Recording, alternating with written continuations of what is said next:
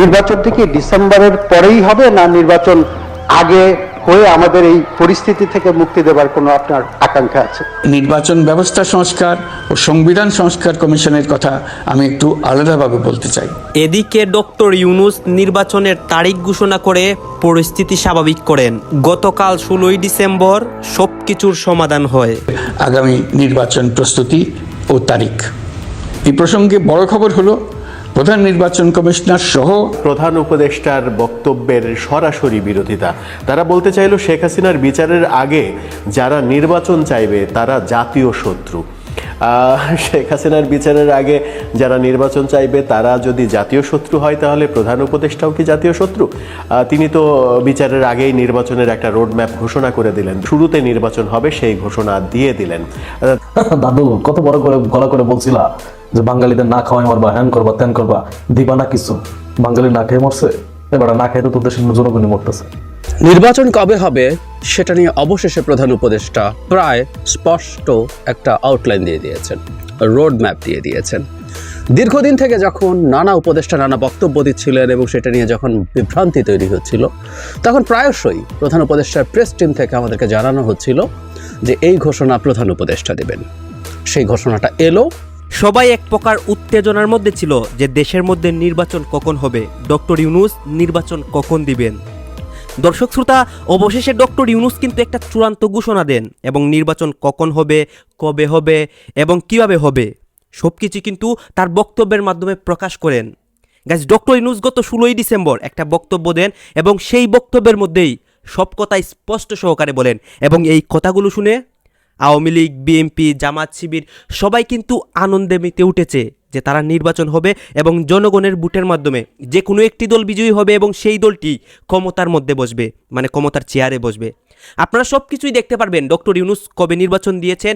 অন্যদিকে একটা বিষয় যে রয়েছে, আওয়ামী লীগ কি নির্বাচনে অংশগ্রহণ করতে পারবে? শেখ হাসিনা কি দেশে আসতে পারবে, নাকি তাদেরকে নিষিদ্ধ করে দেওয়া হবে, সেইটাও আপনারা দেখতে পারবেন। আমরা আর কথা বাড়িয়ে ভিডিওটা লং করছি না, আমরা সরাসরি ভিডিওর মূল আলোচনায় চলে যাচ্ছি। সর্বশেষ কি সিদ্ধান্ত হয়েছে, অন্যদিকে শেখ হাসিনা দেশে আসবে কি না, এই নির্বাচনে অংশগ্রহণ করবে কি না, আপনারা সব কিছু দেখতে পারবেন। গাইজ, ভিডিওতে কয়েকটা ইম্পর্টেন্ট ক্লিপ রয়েছে, সেই ক্লিপগুলো আপনাদেরকে এক পর্যায়ে দেখাবো। এই যে ধারাবাহিক ভিডিওগুলো দেখবেন, একটু স্কিপ করবেন না। আমাদের সংস্কারের যে আকাঙ্ক্ষা সেটি বাস্তবায়নে প্রতিটি কমিশনই আমাদের জন্য গুরুত্বপূর্ণ। তবে নির্বাচন ব্যবস্থা সংস্কার ও সংবিধান সংস্কার কমিশনের কথা আমি একটু আলাদাভাবে বলতে চাই। কেননা এই দুটি কমিশনের সুপারিশের উপর প্রধানত নির্ভর করছে আমাদের আগামী নির্বাচন প্রস্তুতি ও তারিখ। এই প্রসঙ্গে বড় খবর হলো প্রধান নির্বাচন কমিশনার সহ নির্বাচন কমিশন গঠন করা হয়ে গেছে। কমিশন দায়িত্ব গ্রহণ করেছে। এখন থেকে তাদের হাতে দায়িত্ব ন্যস্ত হলো ভবিষ্যৎ সরকার গঠন করার প্রক্রিয়া শুরু করার।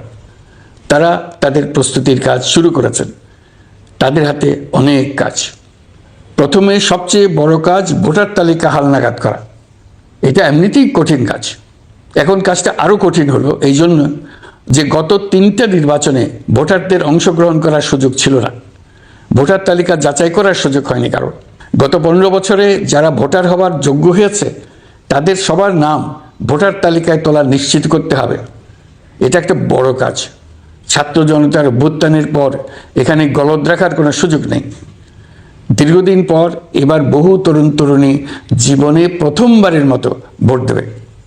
অতীতে তাদেরকে সে অধিকার এবং আনন্দ থেকে বঞ্চিত করা হয়েছে। তাই এবারের নির্বাচনে তাদের ভোটদান একটি স্মরণীয় ঘটনা হয়ে থাকবে। এই অভিজ্ঞতাকে মসৃণ করার সমস্ত আয়োজন করতে হবে। আমার একান্ত ইচ্ছা এবারের নির্বাচনে প্রথমবারের তরুণ তরুণী ভোটাররা শতকরা 100 ভাগের কাছাকাছি সংখ্যায় ভোট দিয়ে একটি ঐতিহ্য সৃষ্টি করুক। নির্বাচন কমিশন এবং সকল সামাজিক প্রতিষ্ঠান ও রাজনৈতিক দলের প্রতি আমার আহ্বান, সবাই মিলে আমরা যেন ওই লক্ষ্য অর্জনে নানা প্রকার সৃজনশীল কর্মসূচি গ্রহণ করি।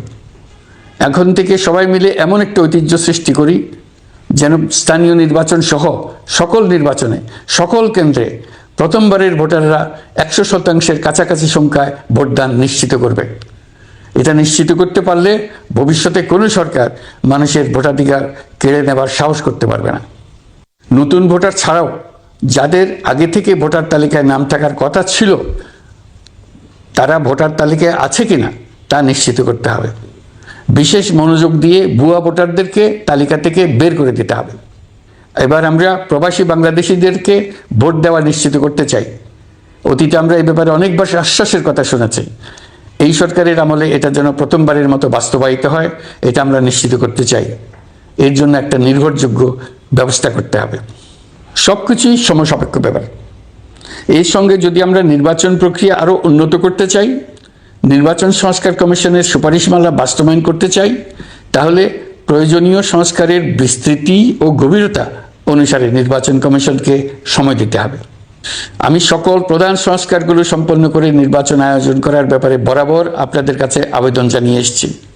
তবে রাজনৈতিক ঐকমত্যের কারণে আমাদেরকে যদি অল্প কিছু সংস্কার করে ভোটার তালিকা নির্ভুলভাবে তৈরি করার ভিত্তিতে নির্বাচন সম্পন্ন করতে হয়, তাহলে 2025 সালের শেষের দিকে নির্বাচন অনুষ্ঠান হয়তো সম্ভব হবে।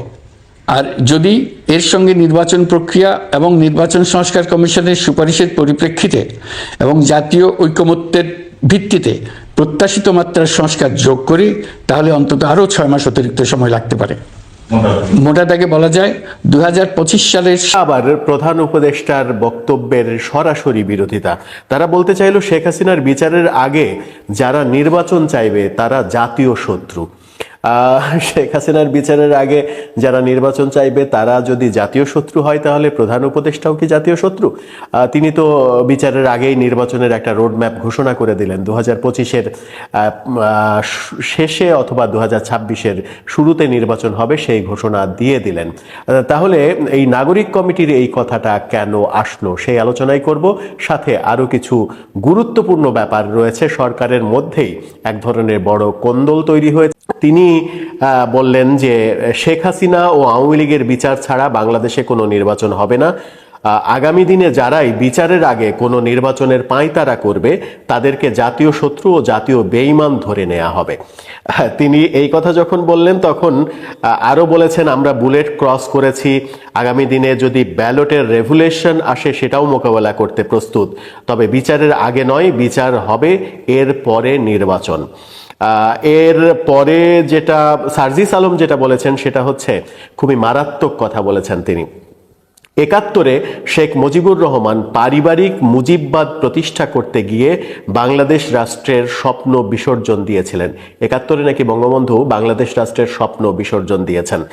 মুজিববাদ প্রতিষ্ঠা করতে গিয়ে সার্বভৌমত্বকে ভারতের কাছে লিজ দিয়েছিল।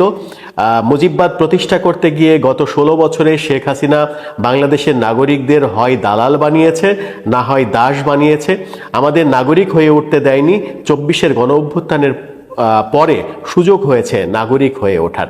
শেখ হাসিনা সম্পর্কে যত সমালোচনা করবেন সেখানে হয়তো কেউ আপত্তি করবে না, কিন্তু এই সার্জিস আলম যখন বলেন যে বঙ্গবন্ধু তো বলবেন না, তিনি বলবেন শেখ মুজিবুর রহমান পারিবারিক মুজিববাদ প্রতিষ্ঠা করতে গিয়ে বাংলাদেশ রাষ্ট্রের স্বপ্ন নাকি বিসর্জন দিয়েছিলেন। অর্থাৎ যার নেতৃত্বে মুক্তিযুদ্ধ হলো, যার নেতৃত্বে মহান স্বাধীনতা আসলো, তার নেতৃত্বকে অস্বীকার করার পাশাপাশি তাকে একেবারে নর্দমার কিড বানিয়ে দেওয়ার মতো সংলাপ সার্জিস আলমের কণ্ঠে আমরা শুনলাম। সেটা খুব স্বাভাবিকভাবে তারা বলবেনই, খুবই স্বাভাবিক। শেখ হাসিনার অন্যায়ের সঙ্গে বঙ্গবন্ধুকে মিলিয়ে গুলিয়ে ফেলা 5 আগস্টের পরে আমরা নানাভাবে দেখছি, যেটা অনেকেই বলছেন যে কোনোভাবেই এটা উচিত হচ্ছে না। এটা যে উচিত হচ্ছে না হয়তো কোনো একটা সময় তারা টের পাবেন। সেই সময় কখন আসবে, কিভাবে আসবে, সময় কিভাবে তাদেরকে শুধরে দেবে সেটা পরের বিষয়। কিন্তু নাগরিক কমিটির আহ্বায়ক যে কথাটা বললেন সেটা হচ্ছে যে শেখ হাসিনার বিচারের আগে যারা নির্বাচন চাইবে তারা জাতীয় দালাল, জাতীয় শত্রু হিসেবে বিবেচিত হবে। এখন প্রশ্ন হচ্ছে, আজকে 16ই ডিসেম্বরেই প্রধান উপদেষ্টা ডক্টর ইউনূস যখন নির্বাচনের রোডম্যাপের মতো ঘোষণা করলেন 2025-এর শেষে অথবা 2026-এর শুরুতে নির্বাচন হবে, যেটা অনেক দিন আগে 3 মাস আগে সেনাপ্রধান ঘোষণা দিয়েছিলেন 18 মাসের মধ্যে নির্বাচন হবে, তখন সেনাপ্রধানের সেই কথাটাকে ডিনাই করা হয়েছিল, প্রোটেস্ট করা হয়েছিল, সেনাপ্রধানের সেই কথাকে উড়িয়ে দেওয়া হয়েছিল সরকারের পক্ষ থেকে। এখন সেনাপ্রধানের সেই কথাই এক ধরনের সরকার মেনে নিয়ে সেই রকম ঘোষণাই যখন দিচ্ছে, তখন জাতীয় নাগরিক কমিটি এরকম ঘোষণা দিচ্ছে যে শেখ হাসিনার বিচারের আগে যারা নির্বাচন চাইবে তারা জাতীয় শত্রু হিসেবে পরিগণিত হবে। এদিকে আবারও বলছি, অত্যন্ত গুরুত্বপূর্ণ একটা ইশারা বা ইঙ্গিত তার এই ভাষণে আছে, সেটা নিয়েও কথা বলবো। ডক্টর ইউনূস বলছেন, আমি সকল প্রধান সংস্কারগুলো সম্পন্ন করে নির্বাচন আয়োজন করার ব্যাপারে বারবার আপনাদের কাছে আবেদন জানিয়ে এসেছি। তবে রাজনৈতিক ঐক্যমত্যের কারণে আমাদেরকে যদি আবার বলছি, যদি অল্প কিছু সংস্কার করে ভোটার তালিকা নির্ভুলভাবে তৈরি করার ভিত্তিতে নির্বাচন সম্পন্ন করতে হয়, তাহলে 2025 সালের শেষের দিকে নির্বাচন অনুষ্ঠান হয়তো সম্ভব হবে। আর যদি এর সঙ্গে নির্বাচন প্রক্রিয়া এবং নির্বাচন সংস্কার কমিশনের সুপারিশের পরিপ্রেক্ষিতে এবং জাতীয় ঐক্যমত্যের ভিত্তিতে প্রত্যাশিত মাত্রার সংস্কার যোগ করি, তাহলে অন্তত আরো 6 মাস অতিরিক্ত সময় লাগতে পারে।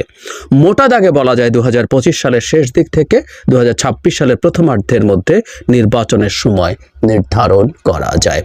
একেবারেই স্পষ্ট আউটলাইন। এটা আমরা আশা করি এরকম কিছুই হবে। তাহলে উনি কি বলেছেন আমরা এটা একটু আবার যদি আমাদের মতো করে বুঝে নেই, সেটা হচ্ছে, এবং আমি একটা জায়গায় এই সংস্কার প্রশ্নে নানানজন নানান কথাবার্তা বলেছে, নির্বাচন প্রশ্নে নানান উপদেষ্টা নানান কথা বলেছে, কিন্তু প্রধান উপদেষ্টা শুরু থেকে একেবারে কনসিস্টেন্ট ছিলেন, যেটা তিনি তার এখানে উল্লেখও করেছেন।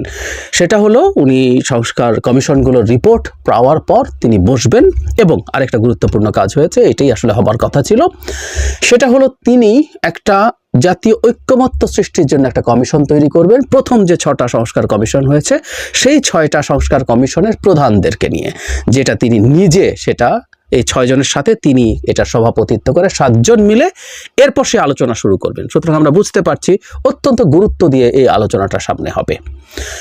তারপর বলা হচ্ছে যে, এটা উনি আগেও বলেছেন, উনি একদম একই কথাই আজ বলেছেন, আর জাস্ট টাইম লাইনটা যোগ করেছেন। তিনি বলেছেন যদি দলগুলো সংস্কার সেভাবে না চায়, তাহলে তিনি সংস্কার নিয়ে আর খুব বেশি মাথা ঘামাবেন না। ভোটার তালিকা তৈরি করার ভিত্তিতে একটা নির্বাচন, এবং ভোটার তালিকা কেন সেটার ব্যাখ্যা তিনি দিয়েছেন। আমরা জানি গত 3টা তথাকথিত নির্বাচন, ওগুলো নির্বাচন ছিল না, এগুলো ভোট ডাকাতি ছিল কোনো না কোনো ফর্মে।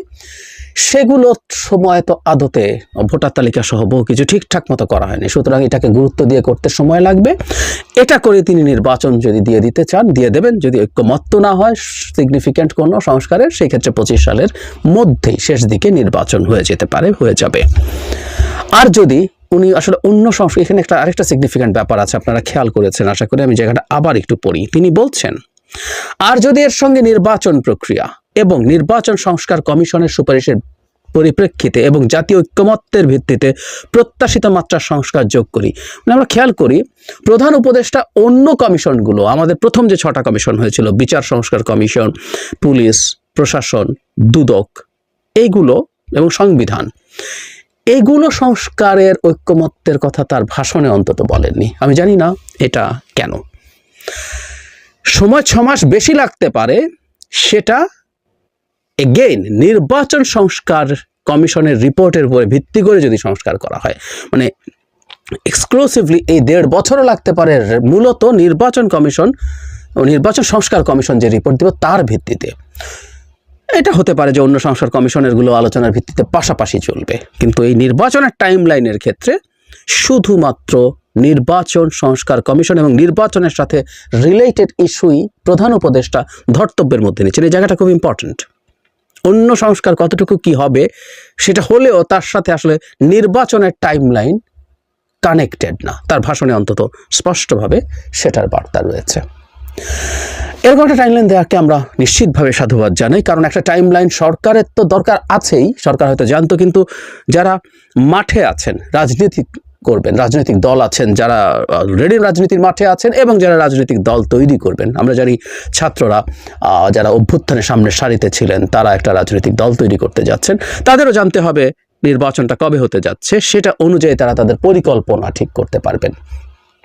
একজন পরীক্ষার্থী যিনি পরীক্ষা দেবেন, তিনি তার ওই পরীক্ষার আগের সময়টা কিভাবে প্রস্তুতি নেবেন, সেই প্রস্তুতিটা আসলে খুব ভালোভাবে তার জানতে হবে, বুঝতে হবে। এটা নিয়ম, এটা করতে হয়, এটাই হওয়ার কথা।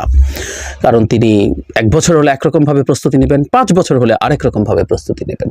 সো দীর্ঘদিন থেকে রাজনৈতিক দলগুলো একটা রোড ম্যাপ চাইছিল, সেই রোড ম্যাপ দেওয়া হয়েছে এবং আমি ধারণা করি যে সর্বোচ্চ যে সীমা সেটা হচ্ছে 2026-এর মাঝামাঝি, তার আগেই নির্বাচন হওয়া। এই সীমাটাও আমার ধারণা রাজনৈতিক দলগুলোর সাথে যখন বসা হবে তারা এই সীমাটাও সরকারকে দিতে চাইবে এবং আমরা যেটা চাইবো ঐক্যমত্যের ভিত্তিতে। এখানে কিন্তু উনি আবারও যোগ করেছেন, আমি জায়গাটা আবারও বলি, আমরা অনেকে সরকারের কেউ কেউ রাজনৈতিক দলকে তুচ্ছ তাচ্ছিল্য করছেন, কিন্তু উনি বলছেন কমিশনের সুপারিশের পরিপ্রেক্ষিতে এবং জাতীয় ঐক্যমত্যের ভিত্তিতে, মানে নির্বাচনের সময় যদি বাড়ানো হয় সেটা জাতীয় ঐক্যমত্যের ভিত্তিতে।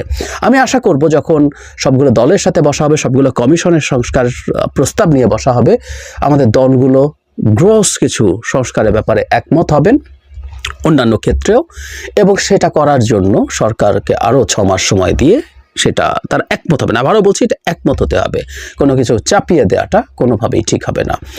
নির্বাচন নিয়ে এই যে এক ধরনের রোড ম্যাপ আসলো, এটা আমি মনে করি খুব ভালো হলো, শুধুমাত্র রাজনীতি এবং নির্বাচনের জন্য না, আমাদের দেশের ব্যবসা বাণিজ্য এবং বিনিয়োগের জন্য। বাংলাদেশের বিনিয়োগ স্থবির হয়ে যাচ্ছিল। একটা কথা আমরা মনে রাখবো সবসময়, ব্যবসার জন্য সবচেয়ে খারাপ বিষয় হচ্ছে আনসার্টেনিটি, অনিশ্চয়তা। একটা অনিশ্চয়তার পরিবেশে আসলে ব্যবসা ভালো হয় না। তারা ভাববেন কি করব, কেমন করবো, এই সরকার আছে কিনা, অন্যরা কি করে, অন্যরা কি অস্থির হয়ে গিয়ে আন্দোলন করে কিনা, আন্দোলন হয়ে গেলে কি বাংলাদেশে একটা টেক ওভার হবে কিনা, নানান রকম আলোচনার মধ্যে ইনভেস্টমেন্ট খুব স্থবির হয়ে পড়ছিল। আমি আশা করি আমাদের ব্যবসায়ীরা, আমাদের সৎ ব্যবসায়ীরা, জেনুইন ব্যবসায়ীরা এবার তাদের পরিকল্পনা করতে পারবেন যে তাদের সামনে টাইমলাইনটা কেমন আছে, এখন তারা কি করবেন, পরে নির্বাচিত সরকারের সময় তারা কি করবেন, এই সব কিছু একত্র করে তারা একটা সিদ্ধান্ত নেবেন। এবং আমি আশা করি এই সিদ্ধান্ত জানানোর পর আমাদের রাজনৈতিক দলগুলো প্রত্যেকেরই আসলে নির্বাচন নিয়ে বিভিন্ন রকম পরিকল্পনা থাকার কথা। কারো কাছে নির্বাচনটা যত আগে হয় তত ভালো, যারা ক্ষমতায় যাওয়ার জন্য প্রায় প্রস্তুত তাদের জন্য এটা প্রস্তুত বলছে, আমি তাদের সাংগঠনিক এবং জনভিত্তির কথা বলছি। আবার কেউ কেউ মনে করতে পারেন যে এটা যত দেরি হয় তাদের জন্য ভালো, এতে তারা একটু বেশি সময় পাবেন। সো দ্বিমতের জায়গা যে শেষ হয়ে গেল তা না, তবে প্রধান উপদেষ্টার বক্তব্যের পর আমার মনে হয় রাজনৈতিক দলগুলোর উচিত তাদের মধ্যে এই আন্ডারস্ট্যান্ডিংটা ফাইনাল করা, এই গিভেন কন্ডিশনে, এই গিভেন টাইম লাইনে তাদের অ্যাজ আর্লি অ্যাজ পসিবল নির্বাচন করার প্রস্তুতি নেওয়া। আমাদের একটা কথা মনে রাখতে হবে, আমাদের সময়টা খুব ভালো না। ভারত যে ধরনের প্রেক্ষাপট তৈরির চেষ্টা করছে বাংলাদেশে, তার নিজে আওয়ামী লীগ এবং টু সাম এক্সটেন্ট বাংলাদেশে শেখ হাসিনার বিরুদ্ধে লড়াই করা কেউ কেউ অ্যাপারেন্টলি, আমরা যদি প্রেক্ষাপট মিলিয়ে দেখি, কনটেক্সট দেখি, মনে হবে যে ভারতেরই পারপাস সার্ভ করছেন। সেই জিনিসগুলো মিলিয়ে বাংলাদেশকে ডিস্টেবিলাইজ করার চেষ্টা সিরিয়াসলি হচ্ছে। সুতরাং বাংলাদেশে যত দ্রুত এবং এই যে টাইমলাইন দেওয়া হলো, সে টাইমলাইন ফলো করে একটা নির্বাচন হয়ে যাওয়া এবং একটা নির্বাচিত সরকার ক্ষমতায় আসা, যেটার জনভিত্তি আছে, সেরকম একটা সরকার ক্ষমতায় আসা বাংলাদেশের ভবিষ্যতের জন্য নিরাপদ হবে। আর যে কথাটা দিয়ে শুরু করেছিলাম, অত্যন্ত ইন্টারেস্টিং একটা ফাইন্ডিং আছে, সেটা দিয়ে শেষ করব। ডক্টর ইউনূস যখনই বক্তৃতা করেন, জুলাই আগস্টে যা হয়েছে এটাকে বিপ্লব বলেন, গত ভাষণেও তাই হয়েছে। আমি খুব মন দিয়ে এটা খেয়াল করি। আমাদের শুরু থেকে একটা আলাপ ছিল বিপ্লব না গণ অভ্যুত্থান, কেউ কেউ এটাকে বিপ্লব বানিয়ে, মানে বিপ্লব করার জন্য শ্রম, সাংগঠনিক প্রস্তুতি, সাধনা কিছু না করে একটা সরকার পড়ে গেলে সেটা ঘাড়ে সওয়ার হয়ে বিপ্লব বলে ওটাকে চালিয়ে দিয়ে অনেক কিছু করে ফেলার পরিকল্পনা কারো কারো ছিল শুরু থেকে সেটাই ফাইট করার চেষ্টা করেছি প্রথম দিন থেকে। এটা বিপ্লব না গণ অভ্যুত্থান সেই আলাপ করেছি, এটা যে বিপ্লব না, এটা যে গণ অভ্যুত্থান সেটা বলেছি। আমাকে একটা বিদেশি মিডিয়াও একই প্রশ্ন করেছিল, আমি সেখানে এটা ডিবাঙ্ক করার চেষ্টা করেছি just immediately after 5th August. So এই যে পরিস্থিতি আছে, সেই জায়গায় প্রধান উপদেষ্টাকেও বিপ্লব বলতে শুনেছি, কিন্তু আজকের ভাষণ আপনারা শুনে দেখবেন তিনি বারবার এটাকে গণ অভ্যুত্থান বলেছেন। হ্যাঁ, গণ অভ্যুত্থান বলেছেন, এটা একটা গণ অভ্যুত্থান। সুতরাং গণ অভ্যুত্থানের কাছে আমাদের যা যা এক্সপেকটেশন ততটুকুই যেন আমরা চাই। এবার প্রধান উপদেষ্টাও যখন এটা স্বীকৃতি দিলেন, আমাদের এবার এটা মেনে নিয়ে আমাদের চলা দরকার। এবং প্রধান উপদেষ্টাও কনভিন্সড, কারণ উনি একসময় যেহেতু বিপ্লব বলতেন, আমাদের মনে হওয়ার কথা যে তিনি এটাকে বিপ্লব মনে করতেন। তিনি আমাদের উপদেষ্টারা হাতে রাষ্ট্রটা পাইছেন, কিন্তু বিপ্লবটা যে নির্মাণ করেন নাই, তাই হাজার হাজার শহীদ পরিবার আর আহতদের জন্য কিছুই করার টাইম নাই ওনাদের, শুধুই আওয়াজ। শহীদ পরিবারদেরকে ওনারা প্রাথমিকভাবে 5 লাখ আর আহতদের প্রাথমিকভাবে 1 লাখ করে দিবেন। যদি ওনারা আগে বলছিলেন শহীদ পরিবারকে 30 লাখ করে দেবেন ওনারা, আমরা কিন্তু ভুলি নাই এইটা। এই রাখির একটা কাজ ছিল ওই শহীদ পরিবারের টাকা নিয়ে। তো সার্জিস জুলাই ফাউন্ডেশনে যাইতে বলছিল, মেয়েটা গেছিল, সার্জিস ছিল না। এরপরে মেয়েটা ফোন দিছে 3 সপ্তাহ ধরে, সার্জিস ফোন ধরে না। কেন সার্জিস? উপদেশটা তো এখনো হও নাই, তাই না? তার আগে উপদেশটা হও, তারপর না হয় এত ব্যস্ত হইও। এই অভিযোগ সত্য না মিথ্যা আমি জানি না, কিন্তু আমার মেয়ে তোমার কাছে সাহায্যের জন্য যাবে না। ওর তোমাদের সাহায্যের দরকার নাই। যদি সাহায্য করতে চাও, ওর বাসায় যায় শুনবা কি কাজ ছিল। করে দিতে পারলে করে দিবা, না করলেও ক্ষতি নাই। এখন আমি এরকম অসংখ্য শহীদ পরিবারের অভিযোগ পাইতেছি, তাদের উপেক্ষার গল্প শুনতেছি, তারা কি নিদারুণ কষ্টের জীবন পার করছে তা শুনতেছি। তাদের সাথে কি অপমানজনক আচরণ করা হচ্ছে, কি নির্মম আচরণ করা হচ্ছে, উপদেষ্টারা কেউ কেউ করছেন, সেটাও শুনছি। আমি রেকর্ড রাখছি। আমি সাবধান করে বলতে চাই, শহীদ পরিবারের সাথে এই আচরণ বন্ধ না হলে আমি কলে সবার নাম কয়ে দেব কে কি আচরণ করছে। শহীদ পরিবারের সাথে এই নির্মম আচরণের জবাব কিন্তু জনগণ দিয়ে দেবে, জানায় দেব সবাইকে। পন্দে যে তেল জমিছে না, ওটা ব্যাড করে দেবে পাবলিক। কিন্তু প্রফেসর ইউনূসের সরকারকে বলতেছি, শহীদ পরিবারদেরকে আগামী 2 মাসের মধ্যে প্রতিশ্রুত 30 লাখ টাকা দিয়ে দেবেন।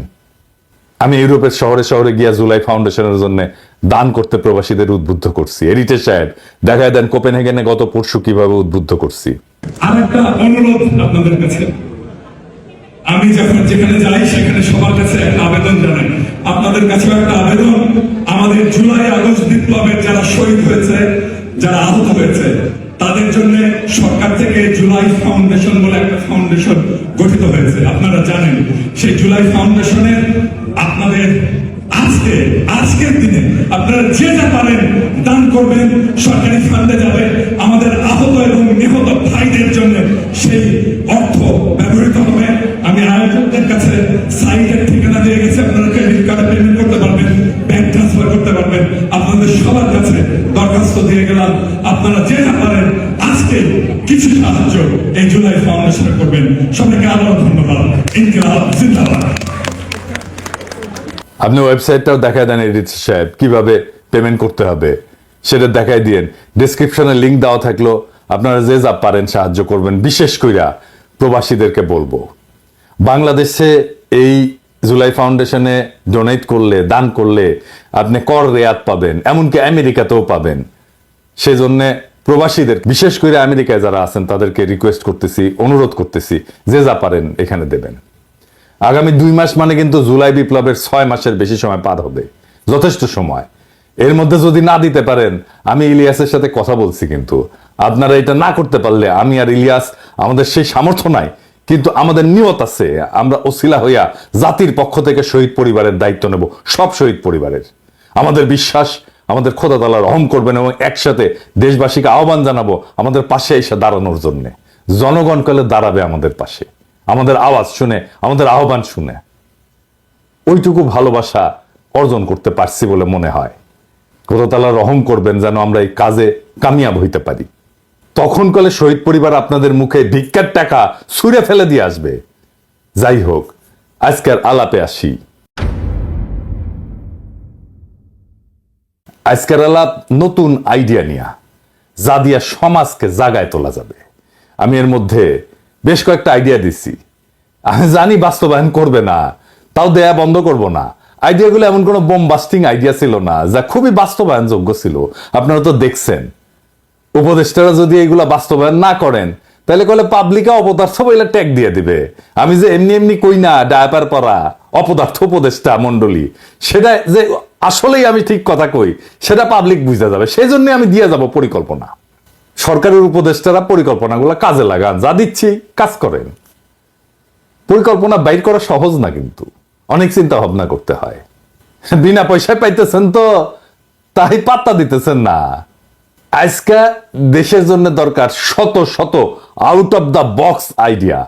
দেশের মানুষের কাজ দরকার, জীবন বদলে দেওয়ার মতো বিষয় দরকার, যা সমাজকে জাগায় তুলবে। এমন পরিকল্পনা নিতে হবে যেন সমাজে এটা একটা সরাসরি প্রভাব পড়ে, কর্মসংস্থান হয়, একে অন্যের সাথে একটা সংযোগ আর সংহতি গড়ে ওঠে। এইভাবেই দেশ ঘুরে দাঁড়াইতে পারবে। কাজে ব্যস্ত হয়ে গেলে সমস্যা দূর হবে। নানা জায়গায় নানা সমস্যা হতেছে, অনৈক্যের দোষ দিতেছে। আরে কাজ দিতে হবে তো মানুষকে, মানুষের জীবনে সংকট তো দূর হয় নাই, অনেক অনেক কাজ করতে হবে আমাদের সকলকে। আশা করি আইডিয়া জেনারেশনে আমি আমার কিঞ্চিত দক্ষতার প্রমাণ রাখতে পারছি। আমি তো আইডিয়া দেবই, এটা আমার পেশা, কিন্তু আপনারাও হাত লাগান, আইডিয়া দিয়ে চমকাই দেবেন সবাইকে। আর মাথায় রাখবেন, সরকার খুব বেশি সাহায্য করতে পারবে না টাকা কড়ি দিয়া। আজকে যে আইডিয়াগুলো দিয়ে আলাপ করব, এটা মূলত স্থানীয় সরকার মন্ত্রণালয়, সমাজ কল্যাণ মন্ত্রণালয় এবং পরিবেশ মন্ত্রণালয়ের কাজ।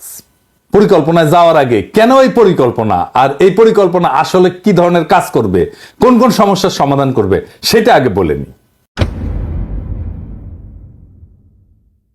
এই পরিকল্পনা গুলা সবগুলা কমিউনিটি এনগেজমেন্ট বাড়াবে, মানে একে অন্যের সাথে সংযোগ, সমাজের সদস্যদের পারস্পরিক সংযোগ বাড়াবে, কর্মসংস্থান করবে, পরিচ্ছন্নতা বাড়াবে, পুষ্টি বাড়াবে, আর কমিউনিটির একটা রিসোর্স জেনারেট করবে। সেই রিসোর্সটা কি আমরা সেটা পরে দেখব।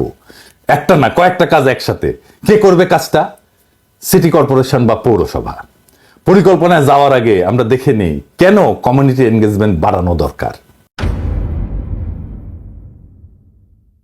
খেয়াল করলে দেখবেন আমাদের দেশে সোশ্যাল ইন্টারাকশন বা সামাজিক যে পারস্পরিক যোগাযোগ জায়গা খুব অল্প। এটা মসজিদে হয়, তাও তো মসজিদে সবাই যায় না, জানাজায় হয়, বিয়া শাদী আকিকা, এই সমস্ত জায়গায় সকালে হাঁটতে যান, এই সময় অনেকটা একটা সামাজিক সংযোগ হয়। মহিলারা বাচ্চাদেরকে স্কুলে বা কোচিং এ নিয়ে যাওয়ার সময় যে বসে থাকেন, ওই সময় একটা হয় সামাজিক সংযোগ। খেয়াল করলে দেখবেন বেশিরভাগ ক্ষেত্রেই বিনিময় বা এক্সচেঞ্জ হয় না, ফলে 6টা সুনির্দিষ্ট জিনিস আমরা অর্জন করতে পারি না। যেমন ধরেন তথ্যের আদান প্রদান, সম্পর্ক গঠনে সাহায্য করা, জ্ঞান এবং দক্ষতার ভাগাভাগি, অর্থনৈতিক বিনিময়, সংস্কৃতি বা ধারণার বিনিময় এবং সামাজিক সমস্যা সমাধানের ক্ষেত্র তৈরি করা। এই জিনিসগুলো হয় না। এর ফলে সমাজকে জাগায় তোলা যায় না সেইভাবে একসাথে। সামাজিক শক্তি বলে যে একটা জিনিস আছে, যা পারস্পরিক এক্সচেঞ্জের মাধ্যমে গড়ে ওঠে, সেইটার বেনিফিট আমরা নিতে পারি না। আমরা আজকের এই আইডিয়া জেনারেশনে পরিকল্পনা তৈরিতে এমন কিছু তৈরি করব যা এই সমস্যাটার মূলে গিয়ে একটা সমাধান আনবে। আসেন আল্লাহর নামে শুরু করি। 1 নাম্বার পরিকল্পনা, কমিউনিটি ভিত্তিক মানে সমাজ ভিত্তিক পাবলিক ক্লথ ক্লিনিং সার্ভিস, মানে কাপড় ধোয়ার সার্ভিস, যেখানে লোকজন কম খরচে কাপড় ধোয়া এবং শুকানোর সুবিধা পাবে। আমি হিসেব করে দেখছি যে 40 থেকে 50 লাখ টাকা খরচা হবে 10টা হাই পাওয়ার ওয়াশিং মেশিন আর 3টা ড্রায়ার যদি থাকে একটা সেন্টারে। কিভাবে হবে এটা? পাবলিক প্রাইভেট পার্টনারশিপে। এটাকে বলা হয় পিপিপি, 3টা পি। এটা আবার কি? আসেন এটা বুঝে দেখি। এইটা রোমান সম্রাটদের আবিষ্কার। সরকার অনেক সময় টাকা থাকে না, তখন যৌথভাবে প্রাইভেট কোম্পানিগুলোর সাথে যৌথভাবে কিছু প্রকল্প গ্রহণ করে। তো এটা রোমান সম্রাটরা শুরু করে। ধরেন একটা ব্রিজ দরকার, সম্রাটের টাকা নাই বা রাজকোষের টাকা খরচা করবে না, সে বলতো ব্যবসায়ীদের যে এই তোমরা যে চাও এইটা ডিজাইন করে দিলাম, এই ডিজাইনে ব্রিজ তৈরি করতে পারো, 10 বছর এই রেটে টোল নিলে তোমার খরচা উঠে যাবে, আমি তোমাকে 20 বছর টোল তুলতে দেব, তারপরে এই ব্রিজের মালিকানা তুমি সম্রাটের হাতে তুলে দিবা। ব্যবসায়ী তার লাভ পাইলো, সরকার একটা সম্পদ পাইলো, মানুষের একটা সমস্যা মিটলো ইমিডিয়েটলি। এই প্রজেক্টগুলো হবে সবগুলো প্রাইভেট পাবলিক পার্টনারশিপে। জায়গা দিবে কমিউনিটি, সমাজ জায়গা দেবে, পৌরসভা দেবে পানি আর বিদ্যুৎ, কাপড় ধোয়ার ফি নেবে প্রাইভেট কোম্পানি যারা বিনিয়োগ করবে। একটা ওয়াশিং সাইকেল এবং একটা ড্রায়ার, মানে একটা ওয়াশিং মেশিনে যতগুলা কাপড় আপনি ঢুকাইতে পারবেন ততগুলা, এবং একটা ড্রাইং মেশিনে যতগুলো কাপড় আপনি ঢুকাইতে পারবেন, সেটা যদি 30 থেকে 50 টাকা হয় তাহলে সেটা সহনীয় হবে আমার হিসাবে। মেশিনের নাম্বার থাকবে, কাপড় মেশিনে ঢুকাই দিয়া মেশিনের নির্দিষ্ট মেশিনের নাম্বার চালুর জন্য নিজেই পেমেন্ট করতে পারবে এই সুইচ বক্সে, তাইলে মেশিন চালু হয়ে যাবে। ইনফ্যাক্ট এইভাবে কোনো লোক রাখারও দরকার নাই, তবে আমাদের সবাই এইভাবে মেশিন চালাইতে পারবে না, তাই 1 বা 2 জন রাখতে হবে। সকাল থেকে সন্ধ্যা পর্যন্ত 2 শিফটে চলবে আর কি, মানে 16 ঘন্টা চলবে, 2 জন এটা চালাইতে পারবে। লাভ কি হবে? পরিচ্ছন্ন পোশাক পরবে সবাই, কাপড় ধোয়ার খরচ কমবে, কাপড় ধোয়ার সময় বাঁচবে, কাপড় ধোয়ার অপেক্ষার সময় অন্য কাজ করতে পারবে, সে বসে বসে অনেক কাজ করতে পারবে, সে সেলাই করতে পারবে, সে উল বুনতে পারবে, নানা কিছু করতে পারবে, গল্প করতে পারবে। এটা একটা কমিউনিটি এনগেজমেন্টের জায়গা হবে, পারস্পরিক যোগাযোগের একটা জায়গা হবে। কাপড়ের স্থায়িত্ব বাড়বে, কিন্তু কাপড় শুকানোর জন্য দড়ি টানানোর দরকার পড়বে না, স্পেস বাঁচবে, কর্মসংস্থান হবে কিছু লোকের। এইটা পাইলট হিসেবে করা যায় কি ইউনিভার্সিটির হলগুলোতে, কারণ ইউনিভার্সিটি হলগুলো ছাত্রদের টাকা থাকে, ওরা এডুকেটেড, ওরা জানবে মেশিনপত্র কিভাবে চালাইতে হয়, এবং ওদের কাপড় ধোয়ার দরকার পড়ে। তো এটা একটা আলাদা সুবিধা হবে ইউনিভার্সিটিগুলোতে আগে করলে। এই ছেলেমেয়েরা কমিউনিটিতে যা এই কাজ কিভাবে হয়েছে সেই জ্ঞান কাজে লাগাইতে পারবে, ট্রেন করতে পারবে মানুষকে যে এটা এইভাবে ইউজ করতে হয়। আর কি পরিকল্পনা? দ্বিতীয় পরিকল্পনা, কমিউনিটি কিচেন শেয়ারিং সার্ভিস। মানে কমিউনিটির মধ্যে যারা রান্নার জায়গা পায় না বা ছোট খাবারের ব্যবসা করতে চায়, তাদের জন্য শেয়ার্ড কিচেনের ব্যবস্থা। একইভাবে মানে সবাই মিলে শেয়ার করবে এরকম কিচেন, একইভাবে জায়গা দেবে কমিউনিটি, ইলেকট্রিসিটি গ্যাস দেবে পৌরসভা, প্রাইভেট পাবলিক পার্টনারশিপে হবে, একেবারে মডার্ন কিচেন হবে, অনেকগুলো চুলা থাকবে, সার কইরা ধোয়ার জায়গা থাকবে, এমনকি বাসনপত্র ধোয়ার জায়গা থাকবে, কিচেন ব্যবহার করা শিখাই দেবে, দলে দলে এসে রান্না করবে, খাবার আর পুষ্টি নিয়ে আলাদা ক্লাসের ব্যবস্থা থাকবে, কুকিং ক্লাস হবে ছাত্রছাত্রীদের জন্য, তারা উৎসব করে রান্না শিখবে এসে দলে বেঁধে। কয়েকটা পরিবার চাইলে একসাথে রান্না করতে পারে, তাতে কিন্তু একসাথে রান্না করলে কিন্তু খরচা কমে, তা বরকত বাড়ে, পুষ্টিকর এবং পরিচ্ছন্ন রান্না হবে, দ্রুত রান্না হবে, খরচা কমবে, কমিউনিটি এনগেজমেন্ট হবে। 3 নাম্বার আইডিয়া, এই যে আমরা যে বর্জ্য তৈরি করি, যেগুলো ফেলাই দিই, এইগুলো খুব গুরুত্বপূর্ণ জিনিস, এগুলো দামি জিনিস, এবং বর্জ্যের মালিক কিন্তু আপনার কমিউনিটি। এই বর্জ্য থেকে বিদ্যুৎ উৎপাদনের আমরা একটা পরিকল্পনা করতে পারি। কমিউনিটির যে কঠিন বর্জ্য, যেমন রান্নার বর্জ্য, জৈব বর্জ্য মানে হাগামতা ইত্যাদি, এবং কিছু অজৈব বর্জ্য, এগুলো থেকে বিদ্যুৎ উৎপাদন করা এবং পরিবেশ বান্ধব কম্পোস্ট সার তৈরি করে একটা সার্কুলার ইকোনমি প্রতিষ্ঠা করতে পারি। মানে আমি বর্জ্য তৈরি করলাম, সেটা দিয়ে আমি বিদ্যুৎ তৈরি করলাম, সেটা দিয়ে কম্পোস্ট সার তৈরি করলাম, মানে একইভাবে ঘুরতে থাকলো, আবার ওইখান থেকে বিদ্যুৎ, আবার ওইখান থেকে বর্জ্য, আবার ওইখান থেকে কম্পোস্ট সার, এটা চলতে থাকবে। এটাকে বলা হয় সার্কুলার ইকোনমি। প্রত্যেকটা বাড়ি, ব্যবসায়িক প্রতিষ্ঠান থেকে বর্জ্য আলাদা কইরা জৈব এবং অজৈব সংগ্রহ করা হবে। কাঁচ, প্লাস্টিক এবং ধাতু এগুলো পুনঃব্যবহারের জন্য আলাদা করা হবে, রিসাইকেল করার জন্য। একটা বায়োগ্যাস প্ল্যান্ট থাকবে, জৈব বর্জ্য দিয়ে বায়োগ্যাস তৈরি হবে। আর একটা কম্পোস্টিং ইউনিট থাকবে, মানে যেখানে সার তৈরি হবে, জৈব সার। বায়োগ্যাস উৎপাদনের পরে যে স্লারি বলে, যেটা থেকে যায়, সেটা দিয়ে উন্নত মানের কম্পোস্ট সার তৈরি করা যাবে। তো এই কমিউনিটিতে যে ঘর বাড়ি আছে, স্ট্রিট লাইট আছে, ওইগুলা ওই বিদ্যুৎ দিয়ে সরবরাহ করা যাবে মাইক্রোগ্রিডে। এই প্রকল্প থেকে সম্ভাব্য বিদ্যুৎ উৎপাদন কত হইতে পারে আমি একটা হিসাব করছি। হিসাবটা হয়তো একটু ভুলভাল থাকতে পারে, বাট একটা ধারণা নেওয়ার জন্য আমি হিসাব করছি আর কি। আসেন হিসাবটা দেখি। ধরেন একটা কমিউনিটি যদি আমরা ধরি 500 পরিবারের, প্রত্যেক দিন 1 টন জৈব বর্জ্য উৎপাদন করে। 1 টন জৈব বর্জ্য থেকে বায়োগ্যাস উৎপাদন হয় 100 cubic metre. 100 cubic metre biogas থেকে প্রায় 200 কিলোওয়াট প্রত্যেক ঘন্টায় তৈরি হইতে পারে। 500 পরিবার দৈনিক বিদ্যুতের চাহিদা গড়ে পার ঘন্টায় 250 কিলোওয়াট হইলে 80% চাহিদা পূরণ করা সম্ভব এই বায়োগ্যাস দিয়ে। সে যেটা হাঁকবে মুদবে সেটা দিয়েই বিদ্যুৎ উৎপাদন করা যাবে 80%। তো কর্মসংস্থান হবে। যেমন ধরেন বর্জ্য সংগ্রহ এবং পৃথকীকরণে 10 থেকে 15 জন লাগাইতে পারবো, বায়োগ্যাস প্ল্যান্ট পরিচালনায় 5 থেকে 7 জন, কম্পোস্টিং ইউনিটে 3 থেকে 5 জন, মার্কেটিং এবং প্রশাসনিক কাজে, অ্যাডমিনিস্ট্রেটিভ কাজে 5 থেকে 8 জন। মোট কর্মসংস্থান হবে 20 থেকে 30 জন। মানে একটা কমিউনিটিতে 500 পরিবারের 20-30 জনকে আমি চাকরি দিয়ে দিতে পারবো এই প্রকল্পে। আর এই যে বায়োগ্যাস প্ল্যান্ট, এইখান থেকে প্রত্যেক দিন গড়ে 0.5 টন জৈব স্লারি পাওয়া যাবে। এই স্লারিকে প্রক্রিয়াজাত করে প্রত্যেক মাসে 15 টন কম্পোস্ট সার উৎপাদন করা যাবে। প্রচুর দাম কিন্তু 15 টন সার, কম্পোস্ট সার, জৈব সার। স্থানীয় কৃষিখাতের জন্য এটা সার বিক্রি করা যাবে এবং দেখা যাবে যে বাকি 20% বিদ্যুৎ, এই 20% বিদ্যুৎ এই জৈব সারের খরচ থেকেই চলে আসবে, আরো কিছু আলাদা থাকবে, এক্সট্রা থেকে যাবে টাকা পয়সা। এতে কি সুবিধা? একটা বর্জ্য ব্যবস্থাপনার উন্নতি হবে, জমির নিচে বর্জ্য জমার হার কমবে এবং এই যে গ্রিন হাউস গ্যাস যেটা বাইরে তাপমাত্রা বাইরে যাইতেছে পৃথিবীর, সেটা নিঃসরণ কমবে। স্থানীয়ভাবে বিদ্যুৎ উৎপাদন হবে পুরাটাই, কম্পোস্ট সারের মাধ্যমে অতিরিক্ত আয় হবে। এই কমিউনিটি আসলে বিদ্যুৎ খরচা লাগবেই না, কারণ ওই যে বললাম যে বাকি 20% বিদ্যুতের চাহিদা কম্পোস্ট বেচে করা যাবে।